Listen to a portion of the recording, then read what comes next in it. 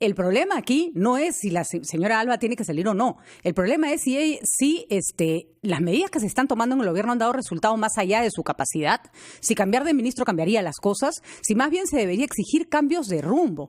Y, por ejemplo, y eso lo vamos a conversar en este momento con Omar Mariluz, es verdad lo que conversaba Mauricio Fernandini con Carlos Villarreal en el bloque anterior, que todos los congresistas han confundido lo que es el bono, ¿no? El dinero que se da en la mano, ¿no? Con el plan Reactiva Perú.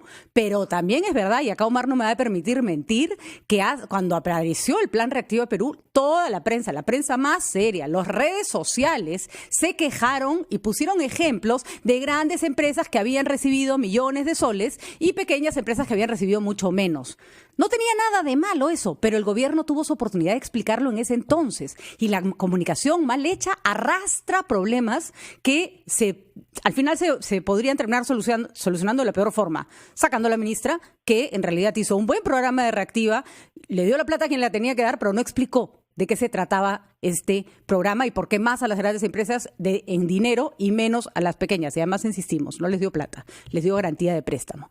Pero Omar Mariluz está con nosotros, nuestro editor de Economía, y también está con nosotros María Amparo Cruz Saco, que es economista investigadora adjunta del Centro de Investigación de la Universidad del Pacífico. Omar, ¿cómo estás? Y también María Amparo, ¿cómo estás? Gracias a los dos por acompañarnos esta tarde y ayudar a entender un poco también cuáles serían las consecuencias de remover a una ministra del cargo en este momento. Muy buenos días.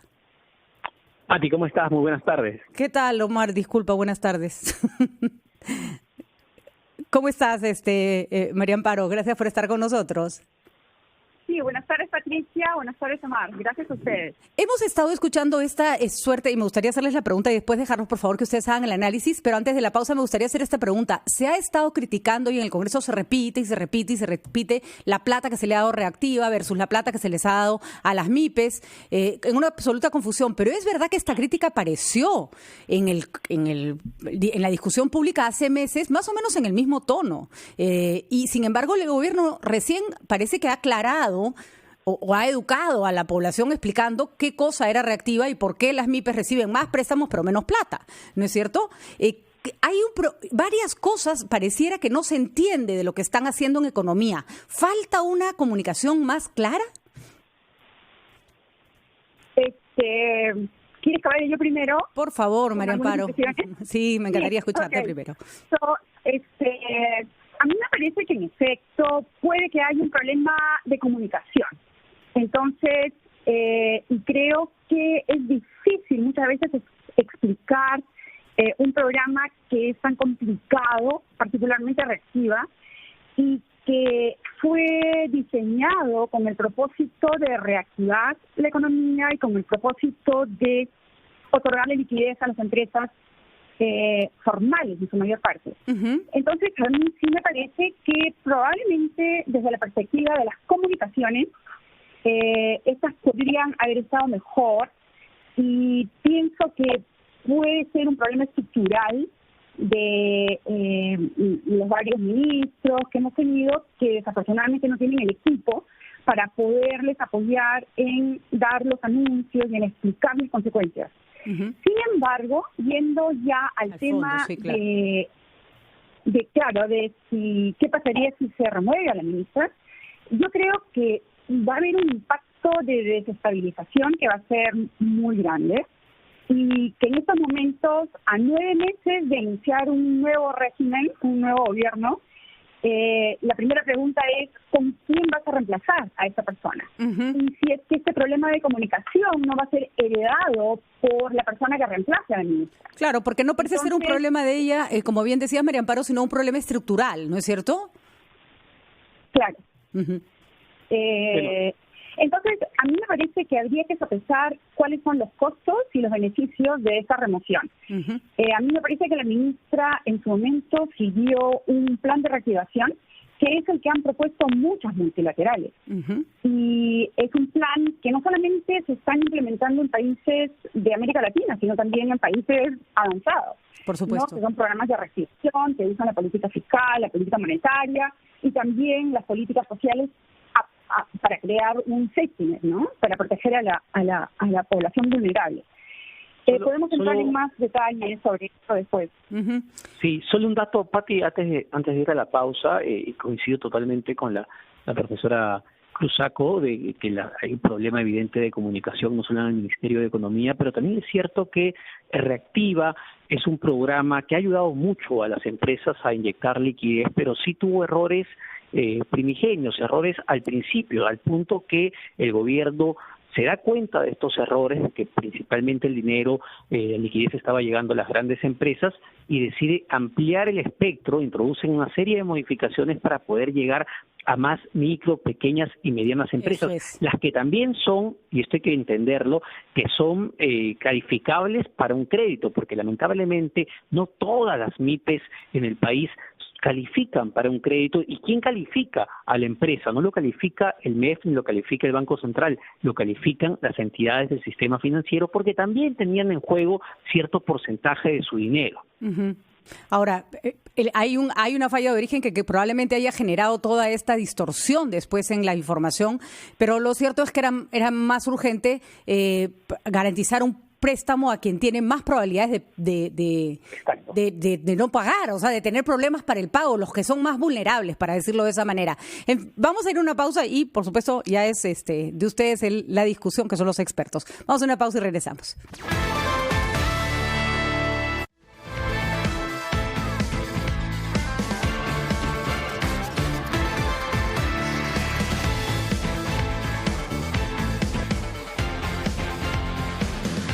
Una y 37 de la tarde, estamos con Omar Mariluz y nuestro editor de Economía y María Amparo Cruzaco, economista investigadora adjunta de la Centro de Investigación de la Universidad del Pacífico.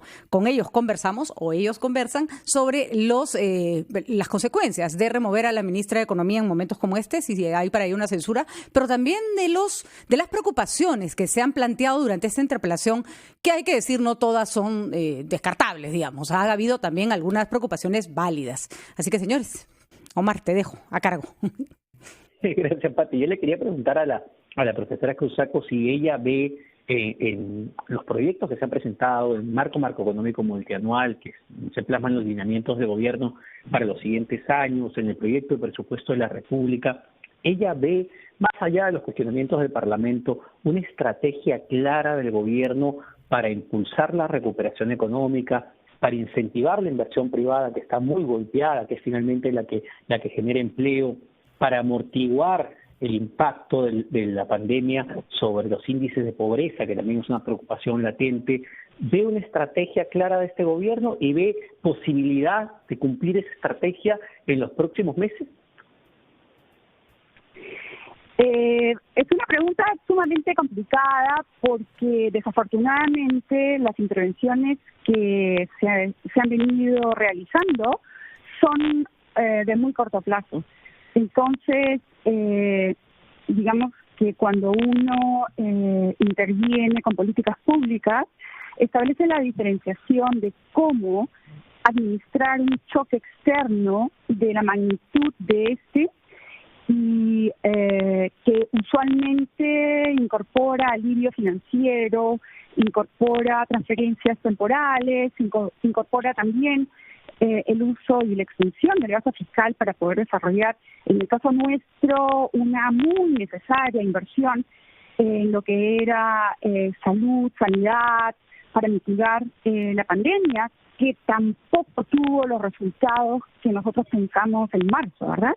Entonces hay que diferenciar esa intervención, esa estrategia de corto plazo, de aquella de mediano y de largo plazo, que ya tiene que ver más intencionalmente con la manera como la economía peruana y la sociedad peruana se van a insertar en el futuro a nivel global y cómo vamos a elevar nuestra productividad para continuar siendo una economía emergente que tenía unas grandes calificaciones. Entonces, el plan multianual es un esfuerzo de simulación de lo que va a suceder en los próximos 5 años, pero es difícil hacer esas proyecciones en un contexto tan incierto. Entonces, yo le doy crédito al equipo de la ministra Alba por haber hecho esas simulaciones que son difíciles de realizar, y más bien yo sé que se le ha criticado su excesivo optimismo con la recuperación del próximo año en 10%, que podría generar unos ingresos tributarios suficientes como para ir progresivamente disminuyendo el déficit fiscal, que en los últimos 25 años oscilaba alrededor de 1 y -2, -3%, y que ahora se nos está yendo prácticamente a dos dígitos. Podría acercarse a dos dígitos. ¿Es posible ese nivel de recuperación al que apunta el Ministerio de Economía, ir de una caída de 12.5 este año, que se traduce en millones de puestos de trabajo perdidos? ¿Es posible ir a una recuperación de 10% en el 2021 en un año? Y hay que recordarlo, marcado por un proceso electoral, que lo que vamos a ver es que va a ir azuzando justamente estas ganas de notoriedad de muchos políticos con proyectos que pueden tener un impacto muy letal sobre la economía. Es decir, ¿es realista pensar en una recuperación tan pronunciada para el 2021? Omar, la trayectoria histórica y la manera como la economía peruana se ha recuperado de choques tan enormes como este en el pasado, nos sugieren que no, que uno no puede caer un año -12% y recuperarse al año siguiente en 10%. A mí me parece que la recuperación va a ser progresiva, y yo, por ejemplo, no pondría una cifra, ¿no? Pero a la ministra le tienen que cuadrar sus finanzas públicas, y también tiene que imbuir de confianza a todos, a consumidores y empresarios, que apostemos a que las cosas van a mejorar. Yo estoy sumamente preocupada por 3 aspectos de la economía peruana.